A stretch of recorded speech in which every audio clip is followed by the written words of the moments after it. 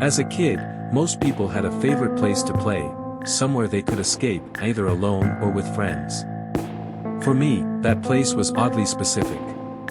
It wasn't about intricate details needing to align perfectly, rather, it was about the time of year. A season when I could weave through towering stalks, hidden from the world around me. I'm talking, of course, about a cornfield. But this wasn't just any ordinary field.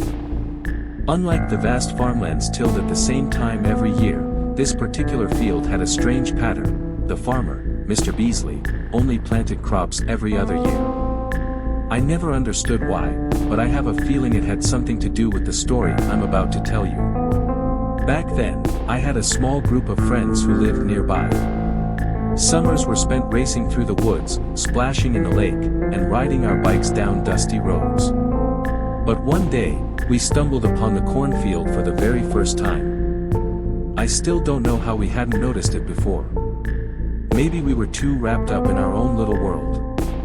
But that day, it was as if we had discovered an entirely new universe, one where the corn stretched higher than our imaginations.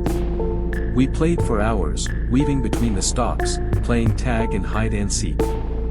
We even flattened sections to create secret forts. Sorry, Mr. Beasley. That summer, the field became our sanctuary, a place where rules didn't exist and adventure had no limits. And strangely, no one ever told us we were trespassing, or if they did, we never heard them. Then, harvest season came. Watching the corn disappear felt like watching our childhood being stripped away. Two of my friends seemed especially devastated, as if they had lost a piece of themselves. I understood. I felt it too. Our place of wonder was gone, and with it, so was our escape. That school year dragged on in a way I had never experienced before. My friends and I started drifting apart, a quiet, unspoken tension settling between us. It was the kind of rift you'd expect between adults, not kids. Winter passed. Then spring. Then summer. And as the days grew warmer, my excitement returned. The thought of reuniting with my friends in the cornfield was all I could think about. But then my mother gave me the news: there was no corn growing this year. I refused to believe it. My friends didn't believe it either. So, we met up, hopped on our bikes, and rode to the field to see for ourselves. My mother had been right. The field was bare, just dirt and scattered weeds. Disappointment hit harder the second time. Some of us even wondered if the field would ever grow corn again. Eventually, the excitement faded, replaced by the slow acceptance of reality. Another year passed, and we stopped talking about the cornfield altogether. We were older now.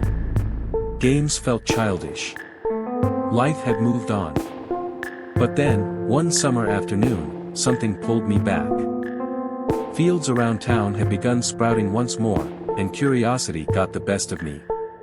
Alone, I pedaled down that familiar road, the one lined with trees that shielded the field from view.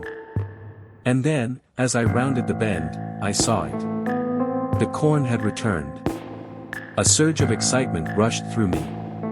My first thought was to tell my friends, to relive our adventures one last time. But something held me back. There was an eerie pull, an unshakable feeling, as if the field itself was calling me. I left my bike by the roadside and stepped into the rows of green. The midday sun poured over the land, but within the towering stalks, the world felt different. Enclosed. Isolated. Almost alive.